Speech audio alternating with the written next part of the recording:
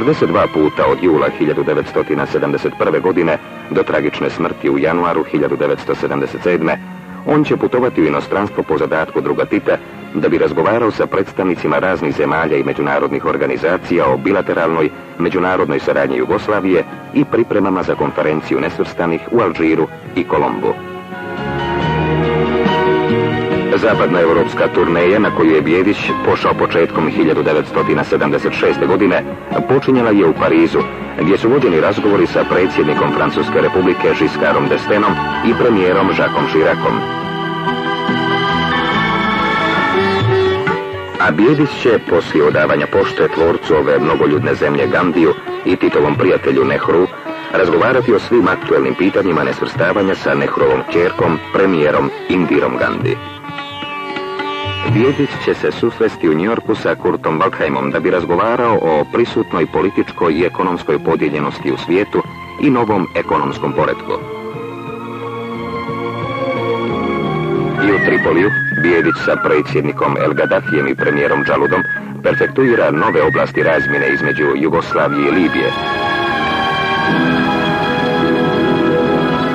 Kada je Džemal Bijedić u martu 1975. godine bio u posjeti Sjedinjenim Američkim Državama, Gerald Ford je svog gosta podsjetio na detalj iz Mostara. Poznato mi je da se u vašem rodnom mjestu nalazi čuveni kameni most koji tamo stoji veoma dugo. Želimo da jugoslovensko-američka saradnja bude isto tako postojana kao i taj most u Mostaru. Bijedić će se rado sjećati spontanog pozdrava koji mu je bio rezervisan na ulicama Bagdada i isticat će kao putokaz jugoslovensku-iračku bogatu saradnju za univerzalno jačanje odnosa u porodici nesvrstanih. Kada mu je Mao Tse-tung objasnio kinesku tezu o postojanju tri svijeta na kojoj se zasniva kineska spoljna politika, Bijedić ga je pažljivo saslušao, a onda rekao: "Uvažavam vaše stavove, ali se sa njima ne slažem." Bijedić u martu 1973. godine putuje po specijalnom zadatku druga Tita u Bangladeš. U svim tim posjetama i na sva pitanja koja su mu postavljena, Bijedić je znao da pronađe najdirektnije puteve sporazumijevanja, podsjećajući stalno na zemlju koju predstavlja i na njenu politiku.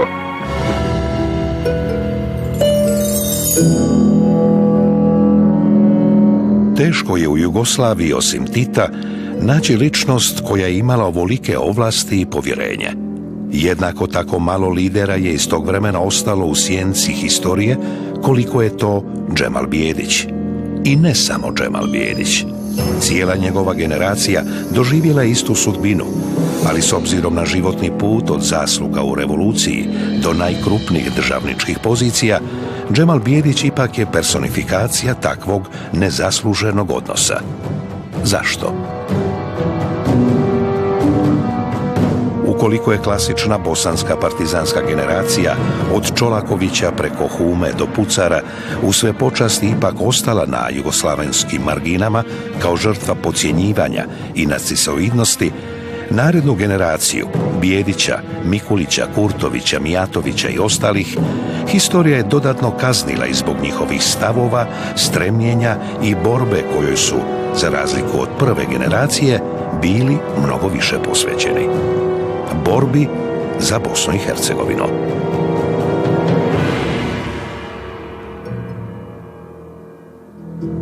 Do danas im nije oprošteno što su je kao niko prije i poslije umjeli zaštititi i od Beograda i od Zagreba. Nažalost, koliko im nije oprošteno, toliko je i zaboravljeno. Još gore, u potpunosti se nije ni saznalo. Mi smatramo da će se Bosna i Hercegovina brže i svestranije razvijati nakon raščišćavanja odnosa na relaciji Federacija-Republika. Jer raščišćavanjem tih odnosa mi eliminišemo administrativno uticanje izvan Republike sa strane. Iako mi spadamo u nerazvijenu Republiku, Bosna i Hercegovina, iako pred nama stoje ogromni zadaci za brži i svestraniji razvoj Bosne i Hercegovine, mi smo od početka zahtijevali, a i borimo se, za čiste račune i za čiste odnose.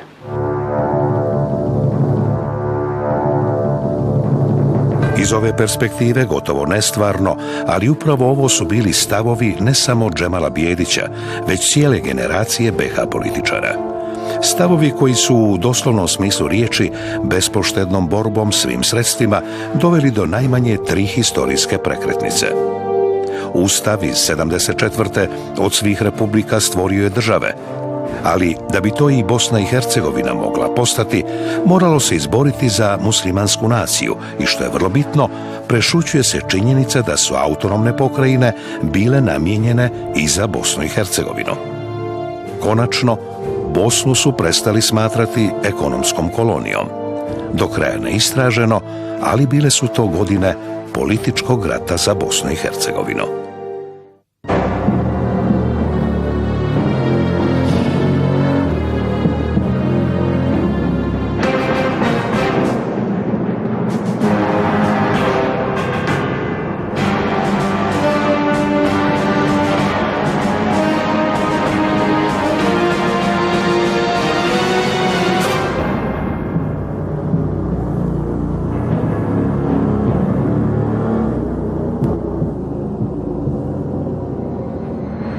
Džemal Bijedić još u vremenu kada je prvi čovjek Hercegovine pravi veliki politički skok. 62. godine prvi put ulazi u saveznu vladu. U toj vladi su bili tada najmoćnije političke ličnosti: Tito, Kardelj, Branković, dakle, rekli bismo sve prva ekipa. Bio je to period kada iz prve ruke spoznaje kakva je tvorevina tadašnja Jugoslavija i u kakvom je stanju. Iskustvo koje će biti ključno ne samo za njega, već vodilja za cijelu generaciju političara koja stasava sredinom 60-ih. Jugoslavija u raljama sistema Aleksandra Rankovića kao takva nije mogla opstati.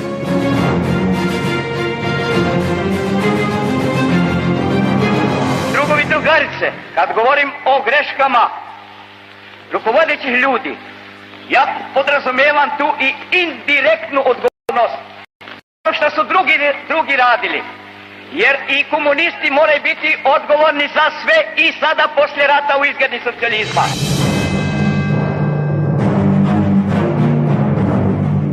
Ali koliko je i Tito strepio, najbolje govori činjenica da je od splitskog govora do razlaza sa tom garniturom na Brionima 66. moralo proći čak 4 godine.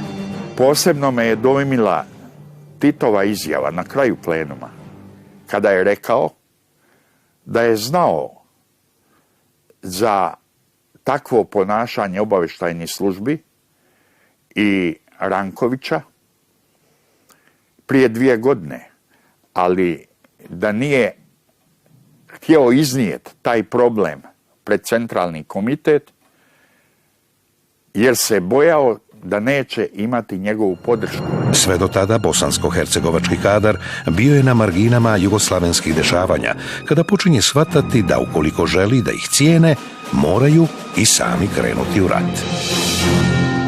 Buran je period bio posle Brionskog plenuma. Ja ću vam reći, ja sam bio u jednoj delegaciji CK Jugoslavije odmah posle Brionskog plenuma. Sa Romanom Albertom na čelu delegacija je bila i Srbije je bio šefer i ja. Išli smo u Mađarsku, u našu ambasadu. U toj našoj ambasadi bilo je leglo podrške Rankoviću. Mi smo tada išli, dakle, nije Brionski plenum bio kraj obračuna. Brionski plenum je bio početak obračuna sa ovim obavještajnim organima. Ovo neki karakterišu nužnom brutalnošću na brutalno, ali cilj je bio slobodnija, decentralizovana Jugoslavija. Zapravo, neki će je zvati konfederacija, a Bakarić je formulisao kao veće federiranje federacije. Ključni trenutak je 9. kongres Saveza komunista Jugoslavije 69. godine, iako se kao prekretnica uzima 10. kongres iz 74. Zapravo je na 9. princip budućeg funkcionisanja do tada čvrsto centralizovane države bio trasiran. Sada je napravljeno drugačije. Prvo su se sastali kongresi gdje su ljudi u pojedinim republikama dakle elita na vlasti, je donijela odluke, usuglasila koje onda su njihovi predstavnici samo prenijeli saveznom vrhu. Od tog trenutka republike kreću u grčevitu borbu za svoje mjesto pod kapom federacije. Inače su mi rekli ove moje kolege koje su pratile sjednice Siva da je Borisav Jović, kaže, jako bio prepotentan, pun sebe, iako je onako mali i tako. I bila mu je osobina da zakašnjava na sjednice da bi na taj način skrenuo svima pažnju na sebe. I taj put kad sam ja bio na toj sjednici, također je Borisav Jović zakasnio i dolazi i sjeda onako u fotelju i kako sjede, a Džema kaže, evo pošto je došao i drug Borislav, možemo početi sa sjednicom. A on ovako iz one svoje fotelje, onako prepotentno, kaže, nisam ja Borislav, ja sam Borisav. A Džema koji stopa kaže, eto vidiš, kaže, ja sam mislio da si ti lav, a ti samo av. Ma to je opšti smijeh bio u sali, novinari se povaljali od smijeha. To je bio Džema. I u principu se zbilja vidi u dokumentima da se republička rukovodstva često ponašaju kao državna rukovodstva. Sve teže je za isti stol okupiti rukovodstva svih republika, a da ti sastanci ne završe velikom svađom. Postoji jedno pismo koje je negdje u aprilu mjesecu 1966. godine izvršni komitet Saveza komunista Bosne i Hercegovine uputio saveznom vrhu o tome da je Bosna marginalizirana.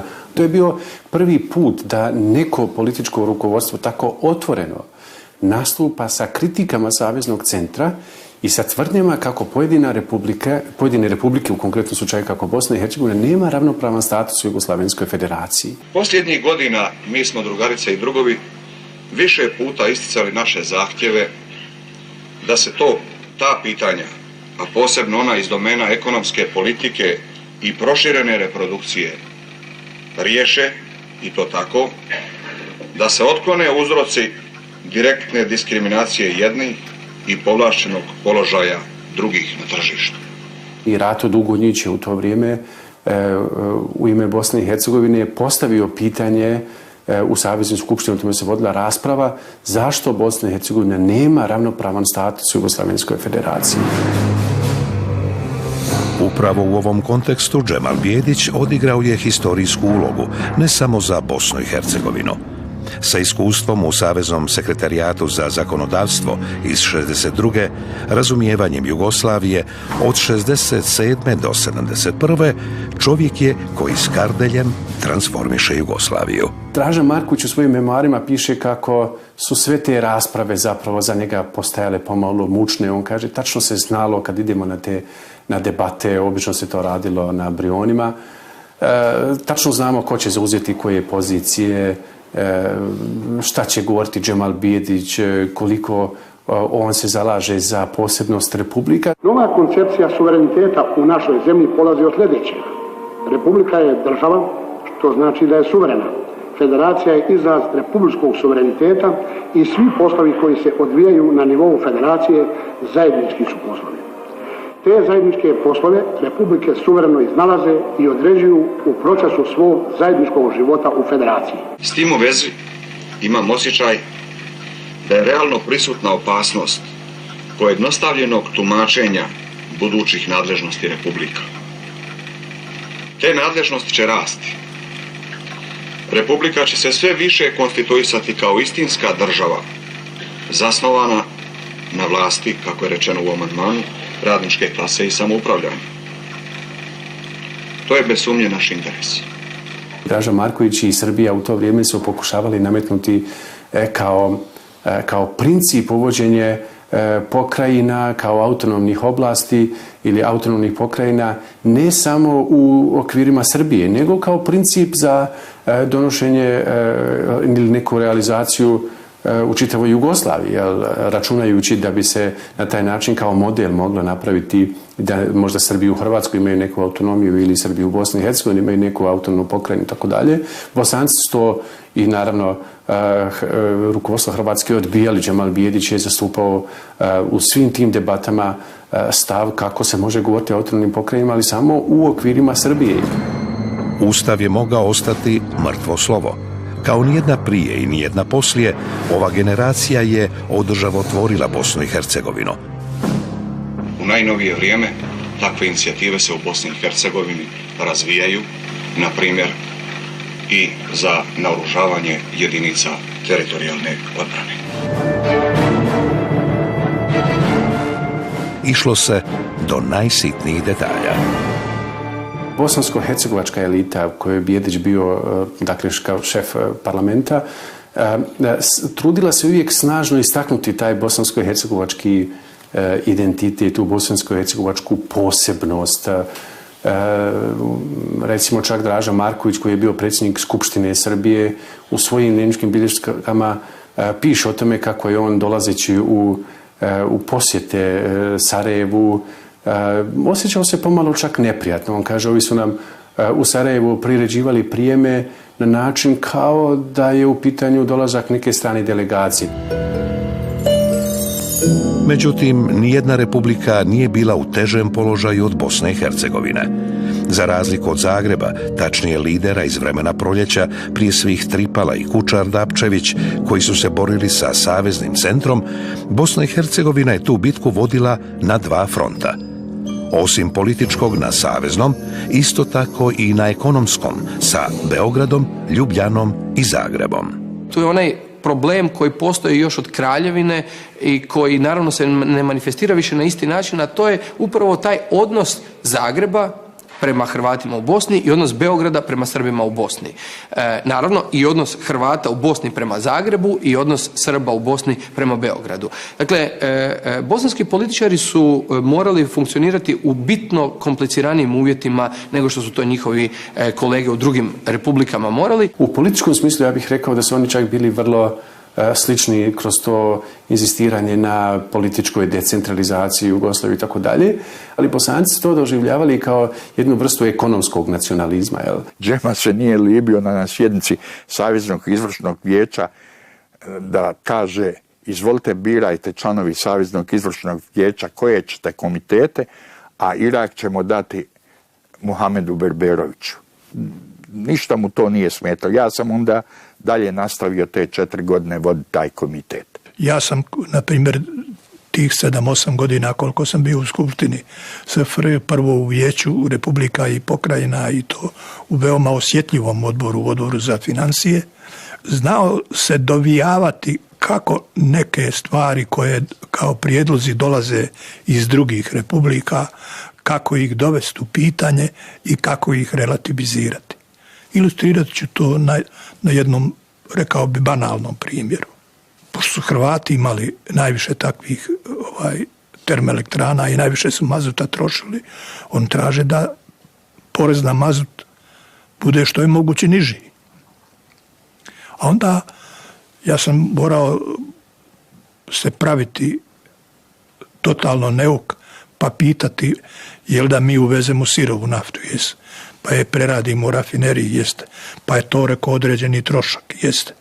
A rekao, on se plaća i troši se po cijeni koja je ispod cijene sirove nafte koju mi nabavljamo.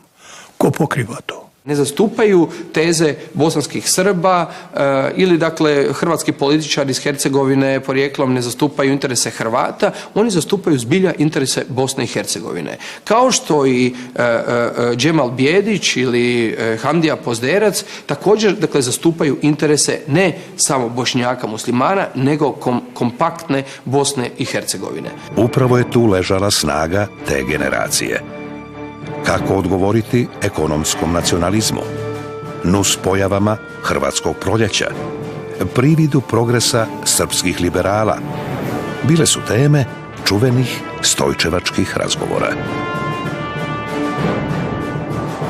Tu su Bosanci nastupali apsolutno jedinstveno i to svi svjedoče u svojim sjećanjima, i politički aktivisti od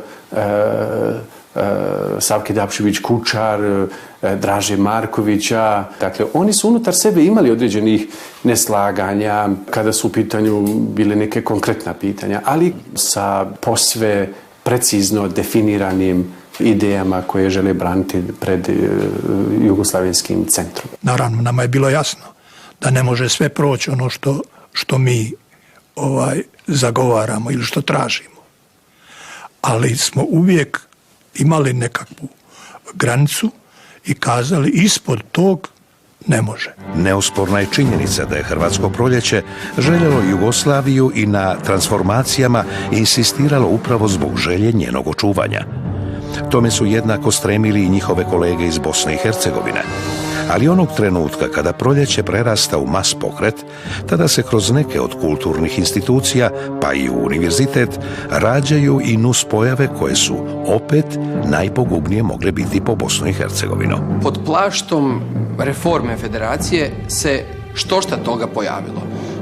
Ja odgovorno tvrdim na temelju svega što sam pročitao, svih dokumenata, razgovora sa svjedocima vremena, političko rukovodstvo Hrvatske u kojem su, dakle, za tu reformu federacije su bili i Srbi koji su bili u hrvatskom rukovodstvu.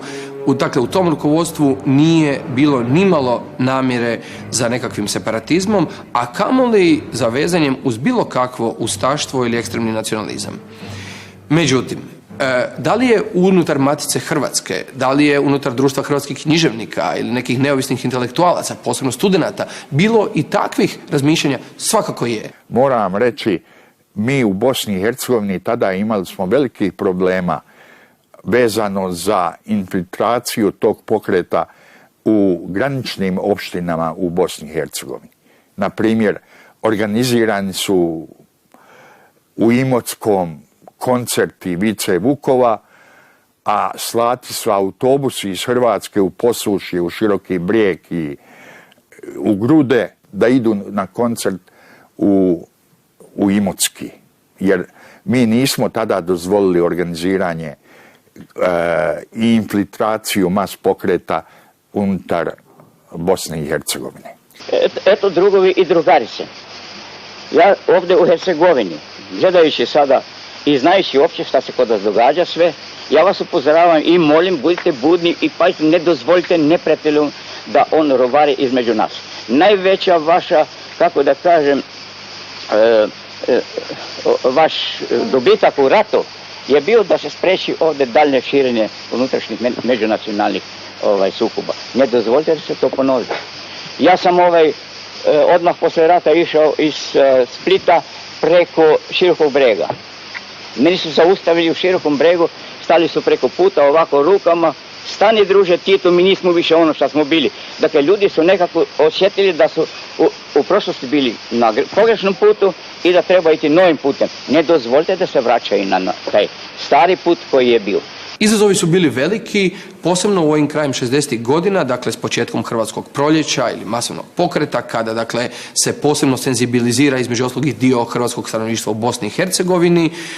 Sve je to, dakle, naravno i izjave pojedinih srpskih intelektualaca o muslimanima, recimo Dobrice Ćosića ili Joce Marjanovića, pa i nekih intelektualaca o dakle, muslimanima, ali i o Srbima u Bosni i Hercegovini. S druge strane, pokret srpskih liberala s ove vremenske distance, makoliko se zalagao za decentralizaciju i liberalizaciju, mnogi savremenici skloni su tumačiti kao taktičku varku, kako bi se skrenula tema sa stvarnih privrednih reformi koje su opet Bosni i Hercegovini bile najpotrebnije. I kad ga stavljam u taj kontekst promjene sistema, demokratizacije Saveza komunista, onda borba za nezavisnost sa stanovišta ove doktrine ograničenog suvereniteta, zahtjevi te vrste koji su bili, nisu bili dovoljno realni za vrijeme koje je tada bilo, imajući u vidu ove odnose koji su se dešavali. Tako da na neki način ja ne mogu uopšte pozitivno ocijeniti taj liberalni pokret u Srbiji. I upravo u takvoj situaciji generacija Džemala Bijedića koristi historijski momenat u svoju korist. Zvuči nevjerovatno, ali ovo je Titova izjava koja možda i najeksplicitnije dokazuje koliko je Tito bio svjestan da je Jugoslavija već mrtva, tačnije njen najjači stup, JNA. Drugi kongres samoupravljača u Sarajevu 71. godine. Mi danas slavimo tu našu 30-godišnjicu naše armije u vrlo komplikovanoj međunarodnoj situaciji, a nažalost moram da kažem da ja se nisam tada nadao da ćemo mi posle 30 godina morati ponovno dokazivati vrednost onih naših žrtava koje smo mi dali, koji su padali širom naše Jugoslavije, da ćemo morati ponovno dokazivati da je ta krv data da bi naša Jugoslavija sretno živjela, da bi naši narodi bili jedinstveni, da bi bili složni i da se neprijatelj neće moći pojaviti posle 30 godina ponovno u jednom obliku, razumije se, koji bi mogao nama da hoće. On nam ne može spriječiti naš napredak. U Bosni su shvatili, Bijedić, Mikulić, Pozderac i ostali, da je Tito postao osuđen na njih.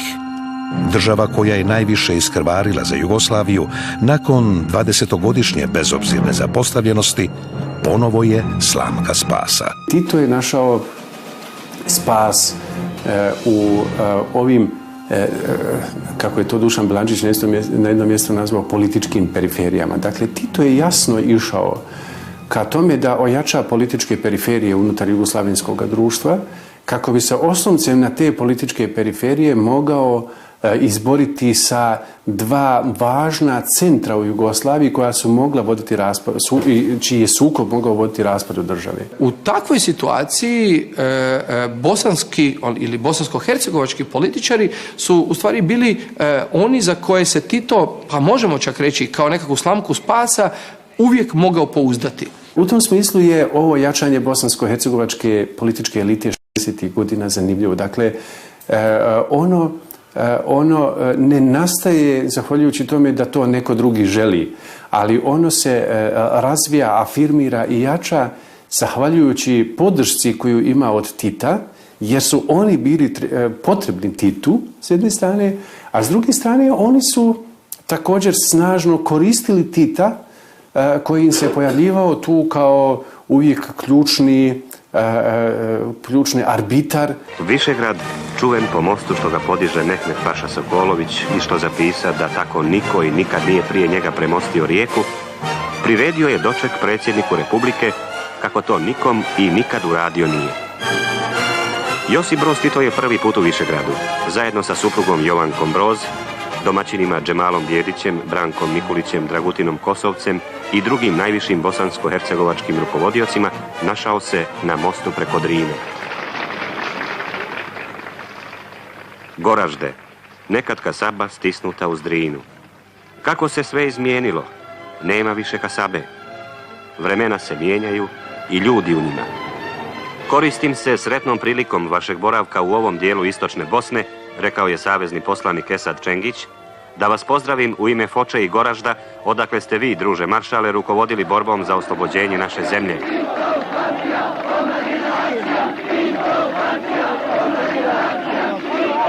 Ja sam se interesovao kako živite i radite, obratio se predsjednik Republike građanima Gacka i okoline, koji su izišli na ulice da ga pozdrave.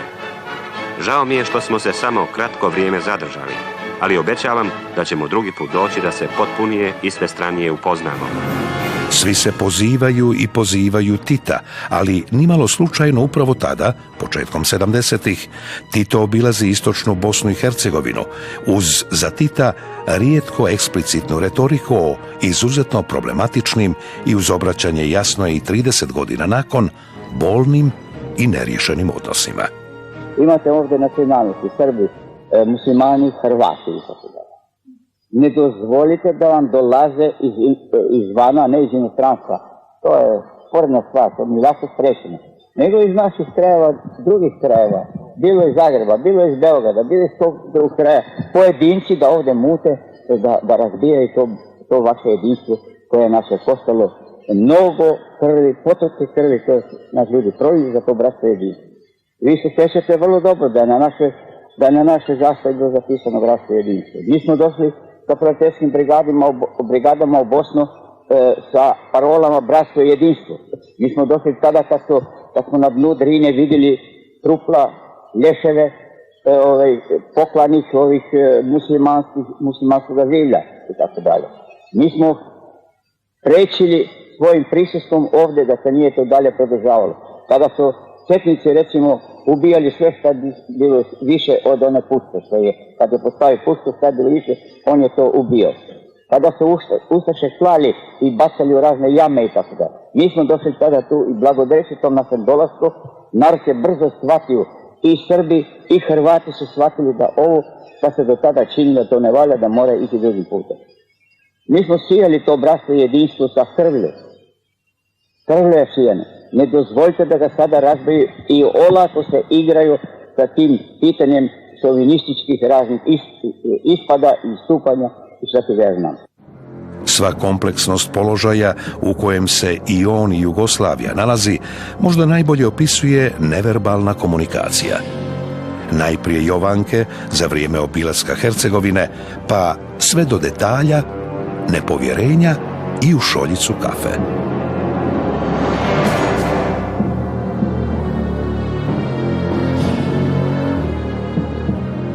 Zadnja tome Titovog autoriteta bosansko-hercegovačko rukovodstvo vrlo mudro koristi. Ustavno žele isto što i hrvatski proljećari, ali s druge strane žele se zaštititi, prije svega od ekonomskih, ali i nasrtaja nacionalizma i iz Zagreba i iz Beograda. Stoga staju na Titovu stranu, naklonost dobijaju štiteći mu poljuljanu harizmu, okrećući leđa novim političkim harizmama s kojima se principijelno slažu. Za uzvrat ustavno dobijaju upravo ono što su zahtijevali, jednako kao i, kako su ih zvali, novi mladi lavovi, prije svega iz Zagreba, ali i Beograda. Otuda i činjenica da je Jugoslavija transformisana na idealima srpskih liberala i hrvatskih proljećara, ali protagonisti te ideje nisu dočekali transformaciju. Bar ne u foteljama. 1971. godine, prije odluke da se ukloni hrvatsko političko rukovodstvo, Tito je boravio u Bugojnu. U Bugojnu se tamo susreo sa Mikulićem, tu je došao Džemal Bijedić također, koji je u to vrijeme već bio predsjednik Savezne vlade, i u Bugojnu su zapravo razgovarali o situaciji u Hrvatskoj. Tu je došao i iz Hrvatske Dušan Dragosavac, koji je u nekoliko sati razgovarao sa Titom. Ali je čitav sastanak zapravo aranžirao Branko Mikulić i nakon toga Tito je već bio, da tako kažemo, posve zreo da donese odluku o uklanjanju hrvatskog političkog rukovodstva. Trebalo je još jako malo i to se desilo vrlo brzo nakon tog bugojanskog susreta. Mislim da je to bilo negdje u krajem oktobra ili početkom novembra. Tito je otišao u posjetu, mislim da su bili u Mađarskoj, i onda je u povratku u plavom vozu sjedio je u društvu, između ostalog i sa Džemalom Bijedićem, bio je tu i Draža Marković i još neki. Tada im je došla vijest o nekim još dodatnim zahtjevima studenata iz Beograda i tada je Tito prosto prelomio da se ukloni hrvatsko političko rukovodstvo. Slične kalkulacije ispram Bosanaca imali su i drugi. Izbor Džemala Bijedića za premijera najzorniji primjer. Kada je trebalo Džemala Bijedića, kada je predložen za predsjednika vlade, za predsjednika Saveznog izvršnog vijeća, jedan od kandidata je bio i Kiro Gligorov. U jednom dokumentu na kojem sam radio, između ostalog sam pronašao, kada Tripalo i Bakarić govore, koriste termin onu bandu oko Kire moramo rastjerati. Savka potvrđuje to i kaže u svojim memoarima, kada se birao premijer novi, mi smo bili protiv Kire Gligorova, pa smo zato podržali Džemala Bijedića, iako smo znali da je nesposobniji od Kire Gligorova.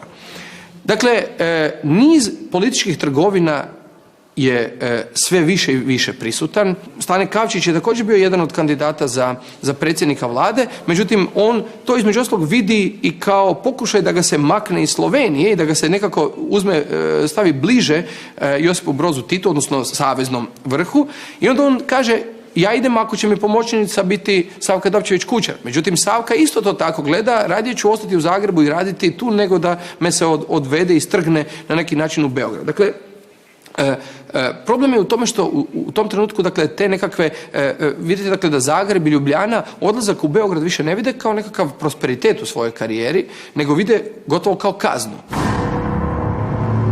Upravo u pragmatičnost i u svu odrešitost, hrabrost pa i drskost takozvane srednje generacije BiH političara, ali ipak pragmatičnosti i podređenosti prije svega cilju, možda se i krije tajna njihove podcijenjenosti. Tačnije činjenice da ih jugoslavenska historija daleko manje spominje ili valorizuje nego je to slučaj sa nosiocima novog vala iz Zagreba ili Beograda. Usud zemlje u kojoj su i za koju su posvetili cijeli svoj radni vijek, jednostavno im to nije dozvoljavao. Bili su to tihi revolucionari.